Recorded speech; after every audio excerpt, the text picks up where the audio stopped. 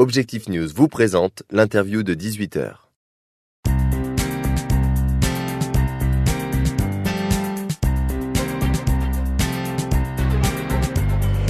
Thomas Fantini, bonsoir. Bonsoir. Vous êtes le fondateur, entre autres, de la compagnie des pergots et des restaurants La Pergola. Votre offre est assez large.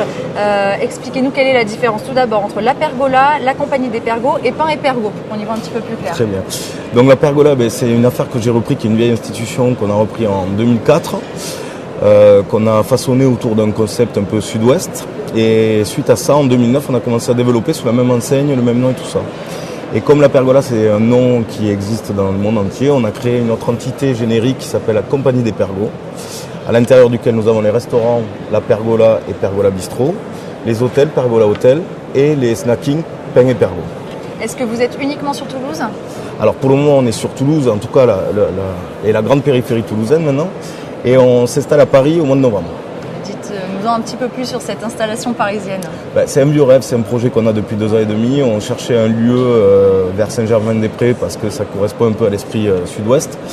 Donc on a un axe de développement, on a une stratégie sur Paris. On va sur, contrairement à Toulouse où on a des grosses surfaces avec des grandes terrasses, là on va sur des formules un peu plus bistrot, environ 50 couverts, un peu esprit bar à vin, plus stable.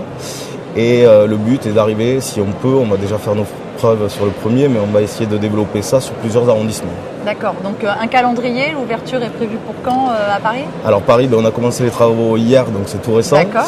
Je pense qu'on a 1 mois de travaux et ouverture début novembre. D'accord. Est-ce que vous pouvez nous indiquer votre chiffre d'affaires actuel et puis éventuellement les prévisions avec ce nouveau restaurant parisien ? Bien sûr. Alors on a passé déjà 2 ans à réorganiser un peu tout le groupe pour être prêt à un développement sur Paris. Donc on n'est pas arrivé à nos objectifs de chiffre d'affaires qui étaient d'environ 8 millions d'euros, mais on est plus sur du 5 millions d'euros hors taxe en chiffre d'affaires. Vous l'expliquez comment ? On a réorganisé, c'est-à-dire qu'on a repris des participations à certains associés, on a enlevé les licences de marque qu'on avait sur certaines villes, ce qui a fait réduire le chiffre d'affaires, mais qui du coup nous a permis de nous mettre en place pour les ouvertures de Bruguière, puisqu'on vient d'ouvrir un hôtel-restaurant, et de Paris. Et donc là on va atteindre ce niveau d'objectif, je pense, courant 2015. Vous êtes également vice-président des restaurateurs à l'UMI 31, qui est le syndicat de l'hôtellerie-restauration. Quel regard vous portez sur les centrales de réservation en ligne qui, on le sait, font beaucoup de mal aux restaurateurs traditionnels ? Oui, alors au-delà de l'UMI, je suis aussi vice-président de la CGPME au commerce. Et c'est vrai que c'est une aide importante pour les hôteliers qui commencent une activité ou qui ont une baisse de chiffre d'affaires en période de crise.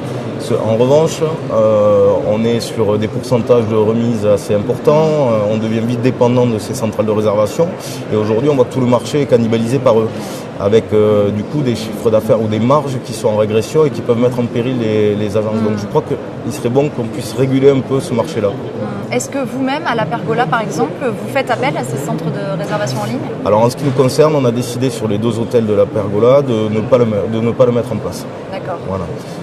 Ce qui du coup engendre une création de poste puisqu'on a une commerciale donc à plein temps, mais ayant 2 établissements, on pouvait se permettre de le faire. Donc sans passer par internet, en fait, il faut quand même pouvoir ramener la clientèle. Ça ne passe pas que par le bouche à oreille. Je crois que même dans nos restaurants aujourd'hui, on va chercher des clients tous les jours et on se bat pour en avoir. Donc on est tous des commerciaux. La loi va imposer un logo fait maison à l'entrée des restaurants qui font eux-mêmes les plats. Qu'est-ce que vous pensez de cette mesure ? Alors moi, je vais être honnête, je suis contre. Pourquoi ? Je suis contre parce qu'on a déjà aujourd'hui un titre de maître restaurateur qui est très efficace, qui comprend plus de 70 points de contrôle, qui est beaucoup plus large, qui va jusqu'au service, jusqu'à la qualité de l'accueil, la propreté, l'hygiène. Et je crois qu'on cumule aujourd'hui 2 titres qui veulent dire la même chose et même on va peut-être atténuer l'impact et la force d'un titre de maître restaurateur qui aujourd'hui est beaucoup plus complet que le titre de fait maison. Parce que vous-même, vous auriez droit à ce titre de fait maison ? On a droit parce qu'aujourd'hui, chez nous, on produit environ 92% de produits frais. C'est vous dire, avec les glaces et tout ça, c'est énorme.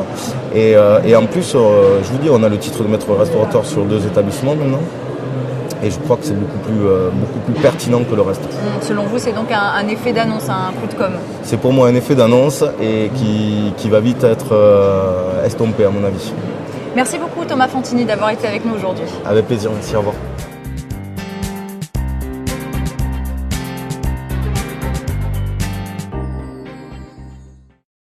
Objectif News vous a présenté l'interview de 18h.